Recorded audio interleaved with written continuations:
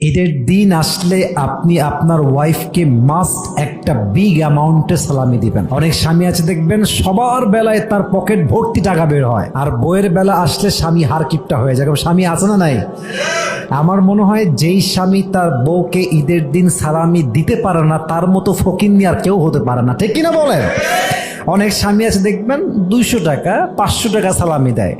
আমার মনে হয় যে ঈদের দিন প্রত্যেকটা স্ত্রীর জন্য সর্বনিম্ন ঈদ সালামি হওয়া দরকার 1000 টাকা, ঠিক না?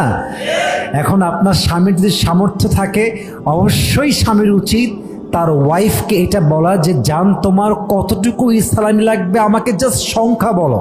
তুমি আমার বিশ্বাস রেখেছো, তুমি আমার বাচ্চার মা, তুমি আমার লাইফের সব কিছু, তোমার যতটুকু লাগে জাস্ট সংখ্যা বলো।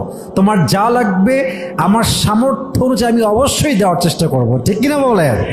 আল্লাহ প্রত্যেকটা স্বামীকে আমল করার তৌফিক দান করে পড়েন সবাই আমিন।